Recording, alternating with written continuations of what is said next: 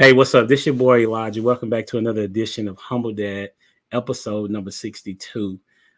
We got a special guest in the building today. This is a young dude. I call him young guys just because I'm way older than him. But he has been not knowingly very inspirational to me based on his comeback story, which hopefully we'll get a chance to talk about. I remember meeting him on a trip to talk to some young people, and we just kind of hit it off rather quickly in our process of thinking about the gospel, about manhood, and etc. And so I reached out to him, and he was like, "Yeah, I got you, bro." And he has a wonderful family. I'm gonna enjoy the time that we get to spend with each other today. None other than Mr. Sam. How you doing, Hey, bro? I'm doing well. Thanks for having me. Absolutely, man. Thanks for saying yes to this. I have had guys say no, so man, that's why that's why I always appreciate when people say, "Oh yeah, I'm with you, man." So kind of tell the people about who you are, man. What you got going on. Yeah, so I'm a dad. Um, I'm a husband of 10 years now. That's what's up. I'm a educator. I've been I can't hear you. Your sound went out. had got a phone call. Oh, okay. Just had to end that. So yeah, so I've been working with youths ever since 2006, 2005, while in high school. Mm, Started working with kids in camps coming out of high school. And went to college for education. So I've been in education for over 15 years now. oh wow. Um, and I'm a realtor. I've been in real estate for about 6 years, a Mm, licensed realtor for 2 years. Um, and yeah, this is my life. I'm just working and take care of my family. that's what's up. So where you a realtor at? Is there a particular specific Yes, sir. location? Yeah, I'm in Houston. I'm based in Houston right now. We've been here. Um, how long have we been in Houston? 8 years. Mm. Been in Houston. Um, I was actually born in LA. Lived in Oh wow. lived in Slidell, Louisiana, Huntsville, Alabama. Ended up in Fort Worth. I went to North Crowley High School. No Graduated. way. Yeah, graduated from North Crowley in '07. Uh, so I have a lot of friends up in DFW area. That's what's up. I did Yeah, not know that. yeah. My mom lives up there. All three of my sisters live in the Dallas Fort Worth area.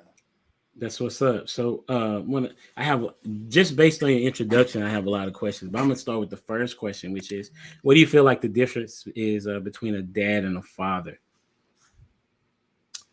So, like a dad is more of like a term of endearment. It's something that um, you sometimes uh, have to earn. Sometimes you don't have to earn. I've had kids that weren't my kids say, "Yeah, that's my dad," and I didn't correct them and say, "No, I'm not your father." Mm, I, I just was like, "Yeah, I'm your father figure." I just put it. okay, So yeah, and a father is something that you don't really.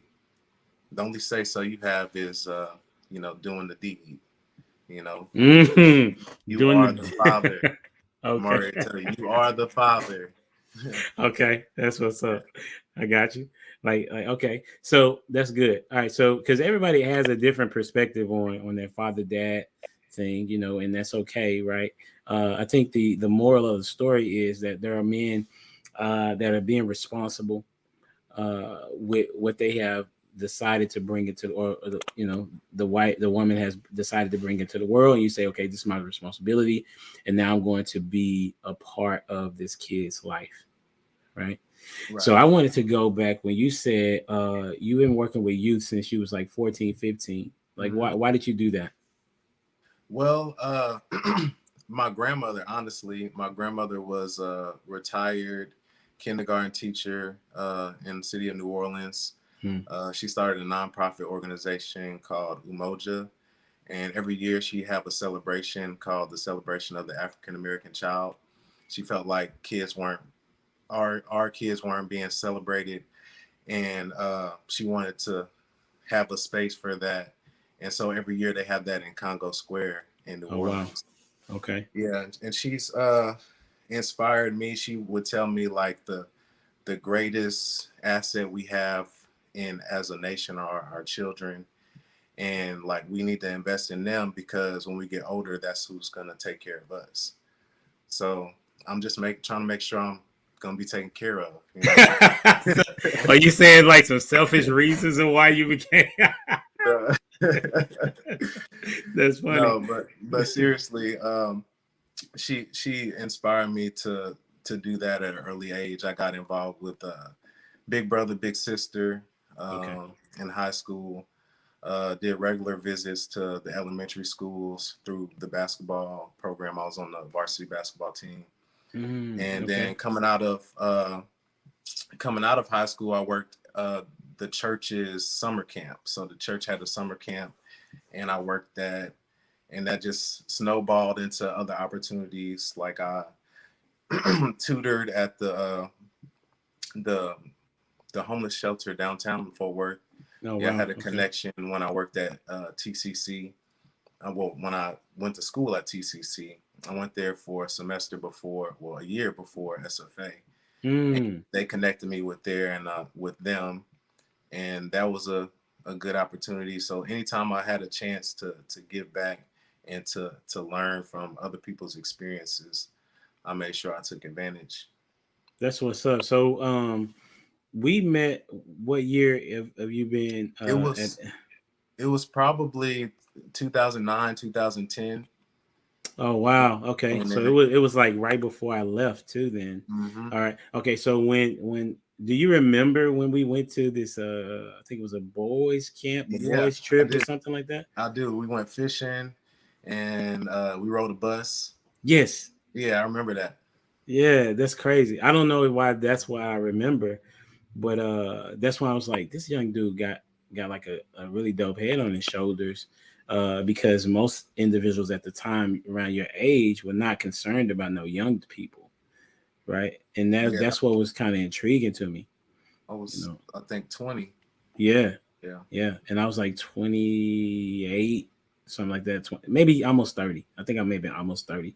And so that was very interesting to me, like I said. And so I want to let me see. I wonder this question based on you being able to be around youth for a long time before you had kids. What do you think that did for you as getting into being a father or a dad?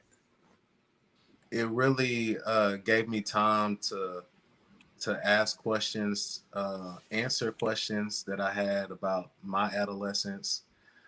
You know, with telling stories to kids about stories of from my youth. It's Mm, sometimes processing it, and you know, just like with the Bible, like the more you read it, something comes out more. Same with my story. Like the more I talk about it or go through it with someone, like something pops out more than it did before, based on mm, where I'm at in life, and it makes a big difference because as parents, like that's really what we're doing. We're responding to our triggers, you know. So that's good. so like the better I'm processing, the more I process through, the more that is uncovered that I may have blocked out or, you know, put on the shelf. It it helps to have that time and to just remember that time before you bring another child into the world. Okay, so do you remember like some kids that you made the most impact on? Uh, Or yes, he really, and I mean even not the most, but like it was a kid that was like, man, this is where they were, and because I was here, I was able to see this difference that yeah, it changed. Talk to me about like when you were younger, and then a story maybe even as you've been an educator. okay. So I know there's one story that or one kid that stands out in my mind. It was my first year teaching, and it's something about Mm, that first year. Like all those kids, they all have a special place, but this yeah. one kid has, you know, another space set aside. the principal at the time had been a counselor at the school before she was the assistant principal at the school. So she'd known this kid ever since he was in first or second grade. And I had him when he was a fifth grader. And so later, after we built a bond and he started to lighten up and to become more social, the assistant principal was like, I don't know what you did with him or what happened, but he is a completely different kid. Like he even like looks brighter. Like he was he had written suicide notes and like even said like how he was gonna do it, and you know, yeah, and it really like his life kind of turned around at that point. And very intelligent, like like GT, you know. Okay.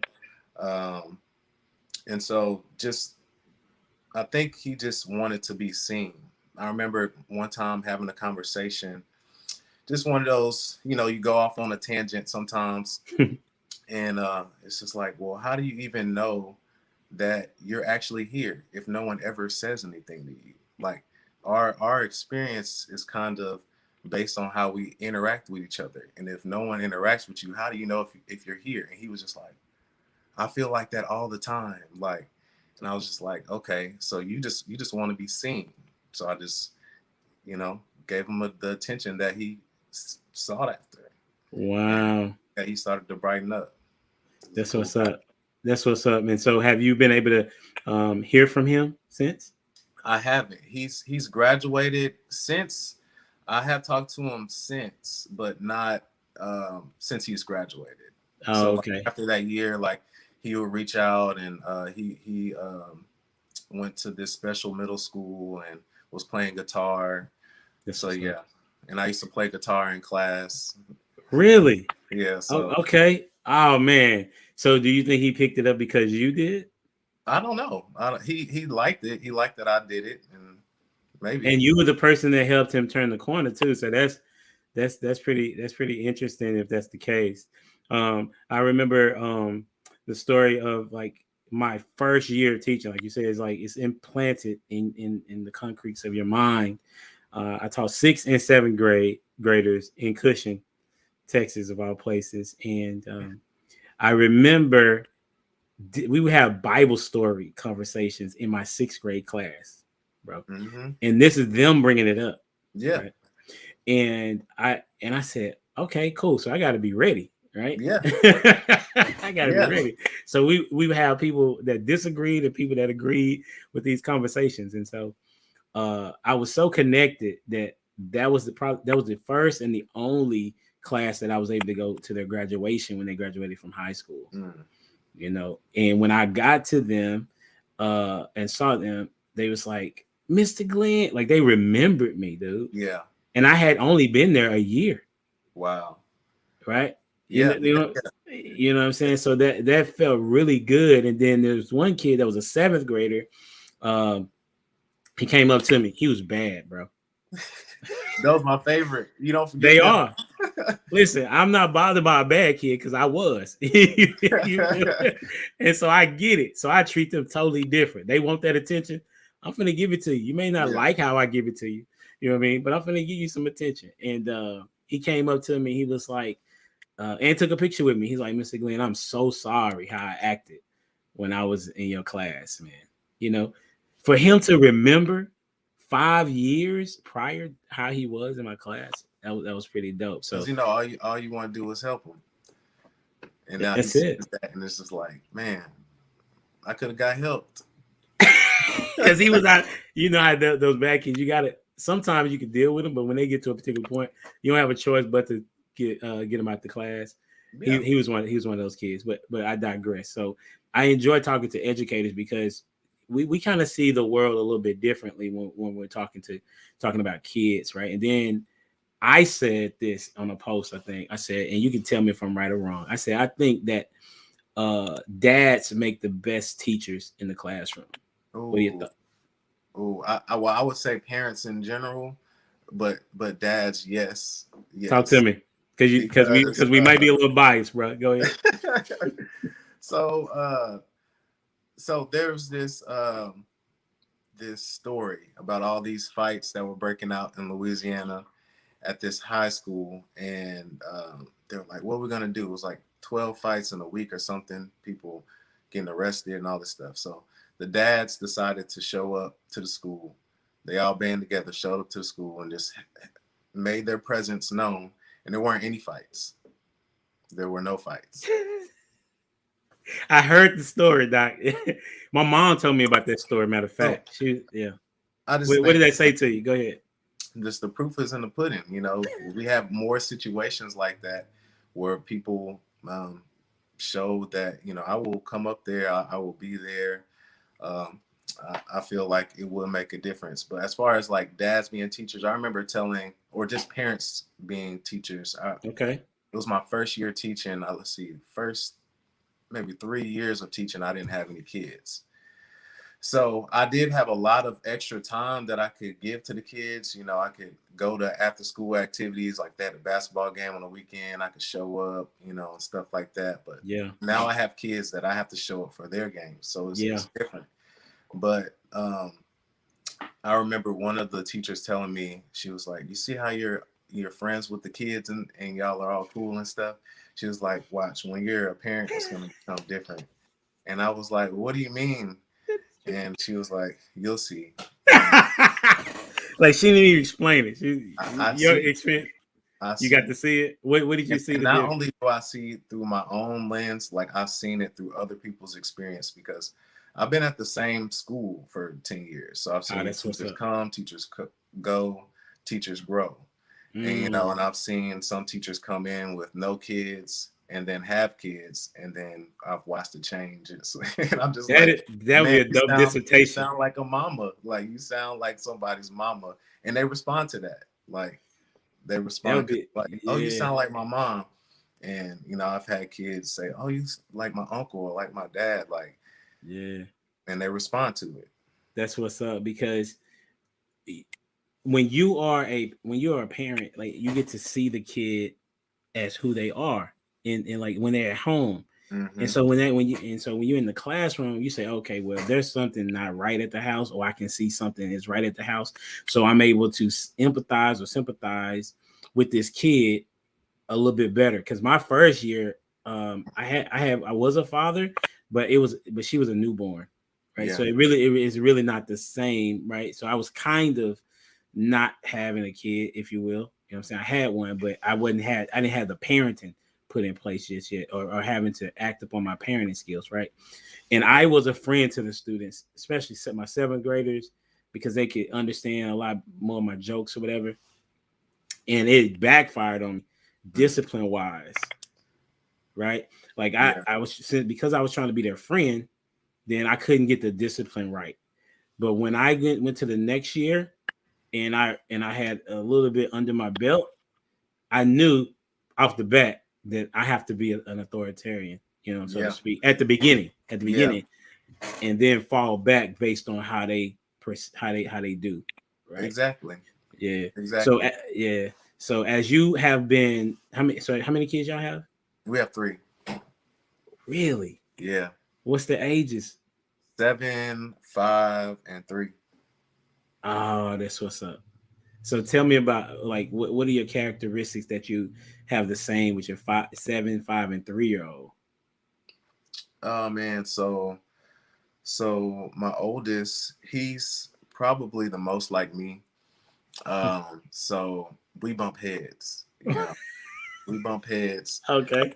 But it's in a real passive way, because Okay. It's he's in a like real passive way. because Okay. he's like me. So Okay. he'll come at me and we'll just, but he is the most like me. My middle child is Gigi, is my daughter. We have And a GG also. yeah, Hmm. she's our only girl. So she has me figured out in the whole world. So she's on her way. She is on her way. And then my youngest son, Prosper, he is like, he's the best. What do you mean? Do He they just know that? listens. Oh yeah, they say he's they call him Michael Jordan. You know, they're like, oh, he's like Michael Jordan because it's like anything he picks up or tries to do, he's good at. So, and it's That like, wasn't Michael Jordan. who was that? Who was Michael that? Jordan, he struggled, bro. Like Oh yeah, that you is know. true. That is true. But just like the wiring, as far as just Okay. like, being able to pick up on things, because Okay. that's with anything. Yeah, you're not going to be good at it automatically, Yeah. but for some reason he is living up to his name. He'll prosper at whatever Mm, he tries to do. So that's what's up. that's where he's at right now at 3. I know when he was, I think, 1, maybe like almost 2, they were in the backyard and jumping on a trampoline, broke his leg.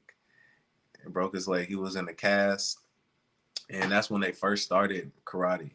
And he was out there with one leg doing karate by his own choice, like because his brother and sister had to go, and he just wants to run out there, and he's doing. And his sensei Wow. was like, "This kid right here is something else."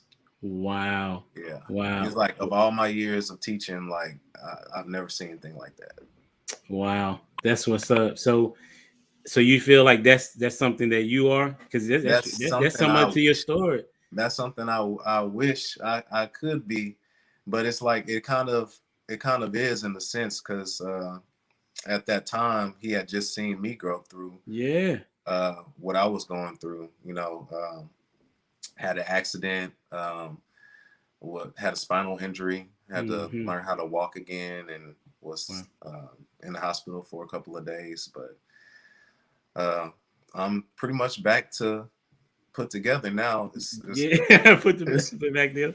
yeah, it's a complete blessing, man. I Yeah. mean, it's not the first time where I had to sit down and look at my life and wonder like, will things ever be the same Mm. physically? But it's like the Lord always does that at a time where I need to shift or to focus on something else. And Mm. I felt like at the time I was focusing a lot on myself, on my body. And although, me being a PE teacher, and that is something that's fitness has always been important to me, we can only go as far as our bodies will take us. Oh, But okay. it can't be an idol. So I was broken of that. And I just remembered looking in the mirror at my quote unquote perfect body, and I couldn't even put on my sock. And I'm Mm. just like, so all of this is just for what? Wow. Mm. So just like as long as I can move and do the things I need to do, I'm in good health. And your son saw that. Well, all your kids saw it, Yeah. but you kind of have you have a feeling that like Prosper kind of took a more of a this is what I see Dad doing. He had an injury. Well, your other kids haven't necessarily had an injury, but he says I saw Daddy with an injury, and I Hmm. saw what he did. Right. I I kept think going. I can do the same thing. Yeah, I watched your story. You know what I mean? That it was pretty phenomenal. Mine wasn't as egregious, but I lost my finger when I was in middle school Okay. on my left hand. People that don't know, like I had to have surgery, and like when I was born, my fingers were way up together, Okay. and then they had to split them down the middle, and then one was really really crooked. Then I get to middle school, I have a tumor in my finger, so Hmm. I had to get my ring finger amputated in the 8th grade, and had to do all this therapy, right? And what's crazy is I go left more than I go right. You know what I'm saying? And I'm right-handed because I think I was supposed to be left-handed. My mom and my little brother are left-handed. Okay. I kick with my left foot, right? Wow. But because I did not have access to my left hand, at least about 2 years of my life, I had to become right-handed, Hmm. right? And so now, like when I was playing, I had pins in my fingers playing basketball, bro. You Yeah, played basketball? Oh man, yeah, because bro, I you wanted like to. you like Kobe, dog.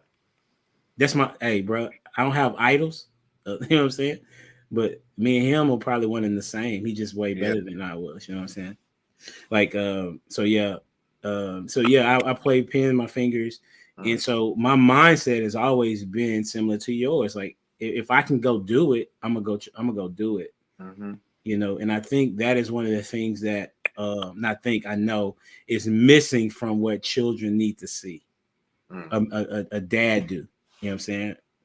Right? I mean, you can Yeah. see your mom do it for sure, but when you see a as a guy, I'm saying as a guy, you see a guy overcome something, and then it's your dad. Like that's a different level of energy. You know what I'm saying? Yeah. For me, I was doing it because I just wanted to go play. You know what I'm saying? But then little did I know, like you were saying, like God put you in these situations and you don't know why, right? Mm-hmm. Until something happens, and then you say, "Oh, okay." Well, my daughter, our oldest daughter, Gigi, she was born with a floating thumb. What is Uh, that? a floating thumb is where all of us have five. Most everybody have 5 fingers, but her thumb. Let me see. Her thumb did not have a ligament here, Okay. so it was just flow. It was just doing whatever it Okay. wanted So to do. so it wouldn't work. She couldn't have Mm-mm, access to a thumb. mm-mm, Okay. no, Got and that was on her left hand, right? it. Oh, And okay. I also have an issue with my left, Yeah. a difference, if you will. I say it's issue, whatever. It's on my left hand as well. Well, because I have been through that, I'm able to Mm-hmm. walk her through her difference, and Yeah. she doesn't even see it as anything anymore because they had to amputate it, and then they rotated her fingers so that she could have a thumb, so that she could hold things. Okay. Right? She's a solid softball player. You have to squeeze your glove. Yeah. She's right-handed, and she's learned how to work with it. And that's one of the reasons I think that is because I was able to be there and not let her make that an issue. Yeah. Right? It didn't stop you, so don't, it's not gonna stop her either. Yeah, absolutely. So I'm gonna go a little bit back. Tell me about when you remember. What do you remember about discovering that you was about to be a dad for the first time? Hmm. Oh man, the first time. Let's see. The first time, man. I honestly, the first time I remember being terrified. I'm not. I'm sorry for laughing, but I ask that question all the time, and that's pretty much the answer that I give. Okay. Okay. Yeah, I remember being. I remember being pretty scared. Why were you And scared, bro? excited. Scared to be Uh, said. it was because I always wanted to have kids, but it was just like, okay, it starts now. Okay. And Mm. then actually our first pregnancy was a miscarriage. Oh, So okay, I'm sorry to hear that. um, Yeah. yeah, it was from what I hear, it's pretty common amongst people like to have a miscarriage I think it's first. like 1 in 3, 1 in 4, or something like that. Yeah, it's just I'm like, man, why don't people talk about this more? Because we would have felt a lot less um, like we felt like the world was over. And then we started talking to people, and they were like, "Oh yeah, our first was a miscarriage," and like in whispers. And Yeah. I was like, "Yeah, okay." So it's something that happens. So we prayed. Our church prayed over us. Our second was Rock, well, our firstborn, and by that time it was like we expected it. We were. It was a blessing from the Lord. Yeah. We asked for him, and he was here. So Mm. yeah. That's what's up. So when you got to hold him for the first time, what do you Oh remember man, I was about just like, that? he's perfect. He was just perfect. I He's was like, perfect. I've never seen a more perfect baby. I was just like, You see a lot of babies. Is that what you say? I don't. I have a lot of cousins, a lot of nieces, nephews. I was just like, this is my firstborn. I guess it was just perfect. Oh wow. Everything So about it. so you say, oh, he's perfect. So then what about when you have become his parent? Do you still say Oh that? yeah, he is far from it. He is far from it. So Yeah. tell me some stories that you remember. You was like, okay, yeah, he's not as perfect as I thought. So It's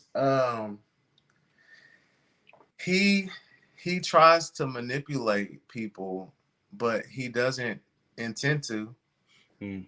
And I noticed that he's not intending to do it, but because I'll ask him questions, and it's like, okay, you don't see what you're doing, but you're doing this. You're trying to make me think something by the questions you're asking. Just ask for what you want instead of just like, leaving little breadcrumbs and dropping hints. Yeah. He's not straightforward, but um, he'll you know try to get out of trouble. He'll try to tell you what you want to hear, even if it's not the truth. You know, and he likes himself, so he wants to protect Did himself. you did you You say know, he likes himself? yeah, we all Do did. We all y'all? did. Yeah, we all like ourselves Yeah, for sure. he wants to make sure that he doesn't get in trouble, or that he doesn't get anything taken away, or he's not inconvenienced. So that's Mm. why I said he's a lot like me. I'm just Oh, like, oh, so Lord. so you, So I see it. I'm like, you got it, honestly, and I need to do better. But it's not like it's like those that nature versus nurture. Like, which is it? Mm, Like, because there's some things that that's a good he doesn't question. see me do, but he does. And Yeah, I'm just like, where do you pick up on that? And it's just like instinctive. ain't that crazy? It is very. Cause I tell my kid like to go on that point, like y'all don't see me lying. Mm-hmm. So where where where is it that you feel like it makes sense to lie versus tell me what happened? Yeah. Do you get the deer in headlights mode Oh, where all you the ask a time. question and then Huh? they act like you ain't asked nothing? They act like they can't hear you, like they don't register the sound of your voice. Like, huh? Say huh one more time. I turn into Samuel L. Jackson. Say Say huh one one more more time. Say huh. Why I had this I had to happen. I had this happen like I think yesterday or today. I was like, I was talking to Joshua, my second oldest. Hey, dude, he's similar to Prosper. Whatever he pick up, he just seems to be good at. He beat Sonic when he was 4. He beat the game Sonic Mm, when he was 4, right? So that's just how yeah, he's just that type of cat, right? Okay. That just lets you know he have a mind and he can think, right? You got to be yeah. thinking out. Okay. So last night, he did something. My youngest daughter had got a book, and she my Ethan was trying to get the book from her, Okay. but it was Joshua's book, and so Ethan was trying to take it from her. He ain't ask her nothing.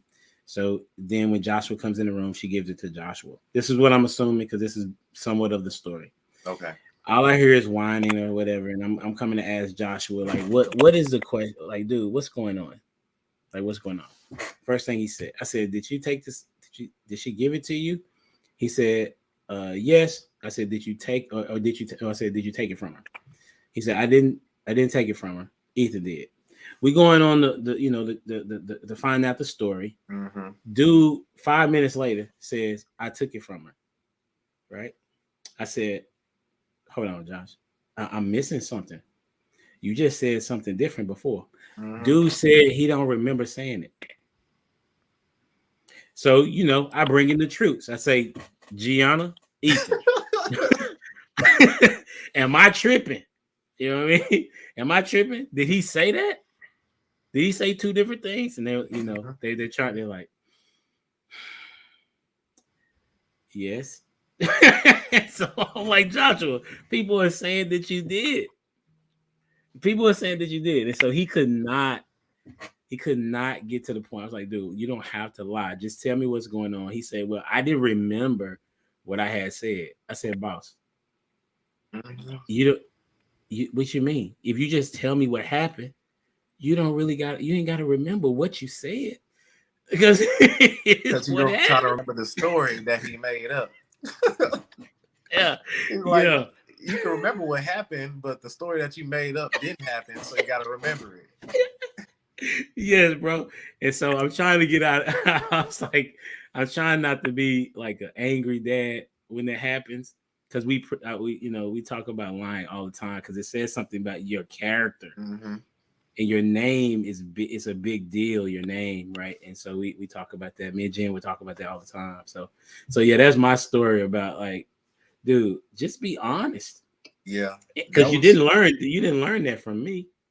one of the things I remember my grandmother putting a lot of work in on me with being trustworthy, and that was one thing she would Mm, always talk about, being trustworthy, why it was important, um, and that was just something that I held on to. Just like, man, you want to be somebody that people can trust what they say, and what they say, like you can believe what they're saying. And I have kids at school that I've had literally lie every single day. Like, and I would bring it to their attention when they're lying so that we can make account for it. Like, okay, you lied today. All right. You lying for a whole year. He lied every day for a whole year, every day. And I'm just like, man, when you come to me with a story and somebody else comes to me with another story, who am I supposed to believe? Now you have to sit with this because you've lied to me every day for a year. This other person, uh, it's you or them. Like, you put yourself in this situation. Now talk about the boy that cried wolf. that's what I Try had to going. try to give them some knowledge and try to like help them build upon, like, just if you just start telling the truth, just build on that. Just build on that. Uh, People make their choices, man. They people do make they. You know what's crazy about that statement? Like, it shouldn't have to be said, right? Because it's obvious that people make their choices, right? But it has to be said because people be acting like they didn't make the choice, Yeah, like yeah. they didn't. It's what, everybody else's fault what we when doing they here? got to deal with what they created. Yeah, absolutely. That's what's up. So, as you have been a father, I want to let me see if I can go even further back. Who is your father figures? My dad, yeah, my Okay. dad. Talk to Uh, me about it. Man, my like you said about Prosper watching me. It was the same, with me and my dad. He's had a battle with prostate cancer Mm. twice. Oh wow. And I've been with him both times, and Mm. still being a son, like, I'm trying to take care of him, he's still taking care of me, like, eh, recovering from surgery, Yeah. and it's just, I've been inspired by him. Mm-hmm. Told him many times, I just want to be like you, just a lot Really? of times. So yeah, yeah, my dad. So yeah, 100% my dad. How would you describe him? What are some words that come to mind when you think about your Uh, dad? he is consistent. He is reliable. He is he's he's sensitive. You know, Why'd you laugh when you said because it's that? like he's so manly too. So it's like a weird thing to say. Like, Okay. just because of society. Okay. It's like, how are you, a cowboy and sensitive without being Brokeback Mountain? Wow. Like, Wow. it's Man, that is awesome. Okay. it's a hard thing to put into words. He's just That was like, a bar, just by the way. oh, it's How everything, do you be a cowboy without being a brokeback mountain? That's a bar. I got you. Yeah. So yeah, man. So I didn't mean to cut you off. That was I just thought that was an incredible way to put things. So your dad seems to be um pretty inspirational to you. Oh yeah, yeah. He's yeah. I was looking back um, at some pictures, and it's like, oh yeah, he was my basketball coach in Little League, and oh yeah, just remembering stuff that I forgot. Yeah. When you get to that teenage years, it's like I just started seeing red. I started seeing everything wrong. It's just like Mhm. you know. And being in the same house, him being an alpha male, me being an alpha male, it's just like that's why I want to have my kids prepared, you know, fully prepared to step out at 16 if you're ready, you know, like fully, like if you're ready, because you know we in society we have this thing called adolescence that was an invented Mm, term yes. to Jen extend, talked about that all the time, bro. man, to extend childhood and to make excuse for not thinking basically. And so I refuse to subscribe to that, you That's know, what's up. old school ways. Say 13, you a man, you can make decisions as a man. We all know human development in men, our brains aren't fully developed to a certain age, but even at 32, I feel like I'm still developing in certain ways. So I Yeah, mean, 100%. I'm not gonna make excuse for that, and I don't want my sons or kids to have to make excuses for themselves. So So what are some things that y'all are doing to kind of get that to make that happen? I'll be interested in hearing that. working on their character, uh, reading, literacy, because basically once you can read, you can learn things, and if you know logic and you have people skills, you can make your way through the world. Like that's pretty much it, and we'll just keep sharpening that, developing that until they're ready. Mm, that sounds like well, as you know, I lost my wife like a couple months ago, and that was like one of the we homeschool, and I think your wife and my wife had a conversation Mhm. about homeschooling, if I'm not mistaken. Yeah, yeah, they were Yeah, talking. yeah. And you know, Jen was like a fanatic about homeschooling, right? Yeah. And she would talk about reasons why. She was talking about it when I became a teacher in Mm. public school. She was talking about, hey, I think I'm gonna be one in the homeschool, because she was paying attention to what was coming down the pipeline like 14 years ago, right? What Mm. yeah, like something like that. And so but now as you're talking about the, you know, the adolescency was not there, and they did it to extend, you know, childhood. She would talk about that, and then as a result, we started talking to our kids about adult type things. For example, I let my daughter sit in the room with me and other adults. You know what I'm saying? Because it should be a healthy conversation. You know, Yes. Yes. it shouldn't be crazy conversations. You know what I'm saying? When when you're in rooms with kids, or even as just individuals, right? Like it's Right. not the barbershop, right? And so as a result of that, Gianna has kind of grown up in her. She has logic. Like Jen would talk to her about having logic. We would watch TV shows. One in particular, Family Matters. We would Yeah. watch it, and we would talk about, okay, look at what's going on here. Yeah. What is your, how do we process this as it relates to the scripture, or what do you see Mhm. make sense and don't make sense, you know, so that they can have, like, my sons are not just there yet, you know, boys develop a little slower, but for Gianna, she's able to reconcile when somebody ain't shooting straight, Yeah. because she'll go with the logic. She has the emotional part, right, but she Hmm. also has that logical part. So I think as a 12-year-old, you know, she's already, when she was 11, 10, 11, she was already thinking about being a mother and a wife. That's how Jen was kind of teaching her to be ready to be a mother and a Hmm. wife. And if you like, when she, you know, as soon as you was mature enough to be so. So, you know, so Yeah. that's what we believe, man. Like, so it's on the same page. So Yeah. yeah. So when you now, we're gonna get some questions, but I wanted to ask this last question before we get into our questions. Okay. What would be some advice for that you would say for dudes like Alonzo? He said he was like, you know, Salute, bro. Not yet a dad or a father, but I want to learn about it from other men who are doing it. Like, what would you tell him about being a father Mm. or a dad, not having kids? I guess. I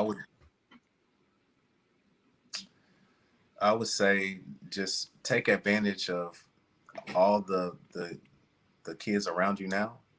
Like, invest in who is around you. You know, you may not have a child of your own, but you may have a niece, a nephew, a cousin that someone may not be, you know, giving them that attention, and Mm, just be there.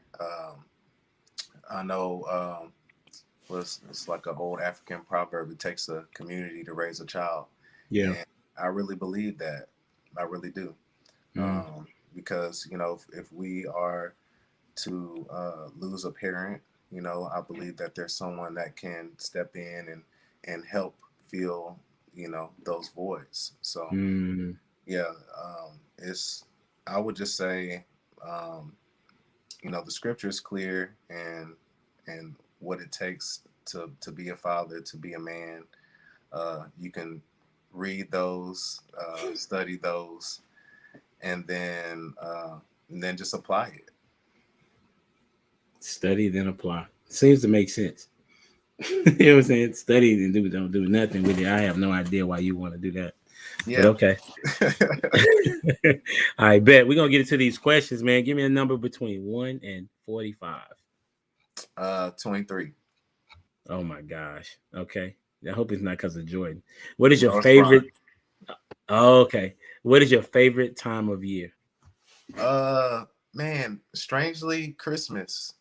Why is that And I strange? and I say I It sound say like strangely because I say strangely because for a long time, many years, I've been called a Grinch. okay. So strangely, Christmas. Why would you call the Grinch? That's Oh not even man. on the page, but like why would they call you a Grinch, bro? Oh man. I guess just like um kind of like cute things would just get on my nerves. And I'm like, oh, it's just too cute. I'm just like, oh, so cute. Okay. Okay. Teachers, oh, I've never heard that. Yeah. Oh man, I can't believe you saying it's cute. Okay. All right, got you. So when did the transition happen? Kids. Yeah. There you go. So Christmas. All right, cool. That's a bet. Give me another number. 17. Who is your most successful friend from school? My most successful friends from school. Could be high Uh, school, college. Probably Darius Alfred. He won an Emmy. Yeah, yeah. That kind of took me off guard. What? What? Emmy Yeah, for what? it was out of nowhere. It was out of nowhere. He he went to school, I guess, for broadcast journalism, Okay. and he was working with ESPN, and then he worked with some show, like one of their shows. They won an Mm, Emmy. He got okay. an Emmy, and I was That's like, dope. wow, It that is was out it. of nowhere. It was at high school or college? High school, Oh, we played basketball together. Yeah, that's what's. What position did you play? man, I played power forward, and I'm not even tall, so You I almost can had just a small I can squad. just jump high and Okay, stop big people. got you. Like a Dennis Rodman. Yeah, pretty much, pretty I got much. you. That's a bet. All right, give me one last number. 10. I think I know the answer, but we'll explain. You guys explain. What's your favorite sport and why? My favorite sport is basketball, and I would say it was really just like the first sport I fell in love with. Like, Mm, I mean, I've it's something I don't really know how to describe except other people that have felt it, feel it, and know it. That's why they still like have to touch a basketball or watch it, and you just can't get away. mm-hmm. Uh, Even today, like we have a basketball goal in the backyard. Right before I got on, I just went in the backyard and it's a couple of times, just just 2, 3 shots. Just had to. I love it, man. I love Yeah. it. When did you start playing? I How old were started you? Man, I must have been, because soccer was the first sport I played. Oh, I okay. was really good at soccer, but then basketball got me more into, I guess, my culture, because like I grew up, well, when I started playing basketball, I was in Slidell, Louisiana, Okay. and they had like a little church league, and it was like, the black churches. So I got to be around more of my people and in other environments that I wasn't in with soccer. Oh, okay. And so like once I got in there and got comfortable in there, I was like, man, this is everything for me. It's like my Mm. key to being around my people, Yeah. Yeah. because Yeah. outside of sports, you know, living in Louisiana without an accent, it's like, how do you do that? And people were just like, they would think I'm not from there. If I went to a family reunion, they'd be like, "Oh, where are you from?" "Oh, I'm from Slidell." "No, no, you're not. You don't talk like you're from here." "Oh, I was born in California." "Oh, that makes sense." Yeah. Oh, wow. That's hilarious. That's what's up. Yeah, I played since I was 7. So Okay. I understand what you mean. I was in the hood when I started. And I still remember like first practice. The basketball. We just dribbled like for 2 hours. The entire practice. He's like, you can't dribble, you can't do nothing else. Pretty much.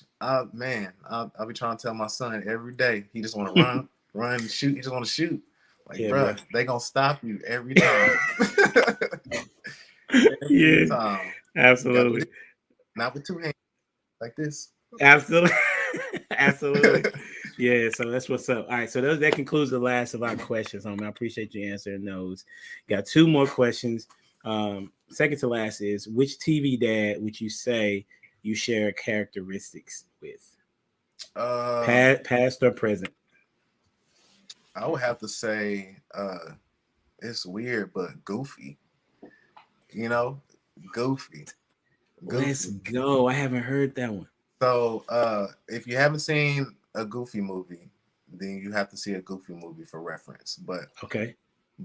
Goofy and his son Max is getting to that teenage age, like we talked about, and Goofy's trying to get his son from going on the wrong path, and he takes him on this road trip, tries to do everything to get him to be like buds with them and all that, and Mm. then he finally taps in when he gets back to the early adolescence, like he gets him to remember, then he remembers, and then he get the bond sparks back, and they're like the best of friends in his teenage years.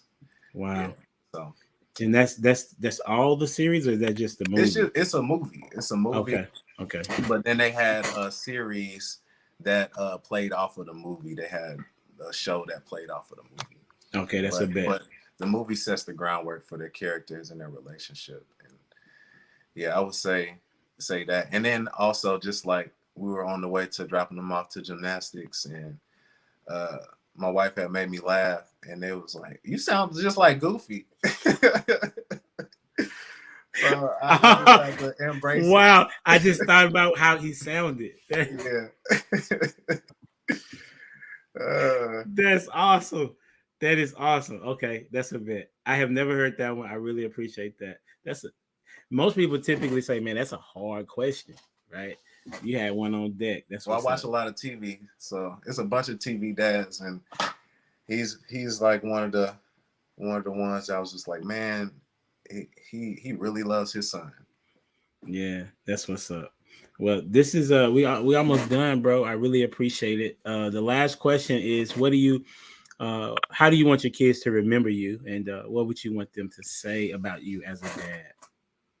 Uh, I would want them to remember me as someone that worked hard, that uh, loved them, loved people, um, tried to help them be the best them.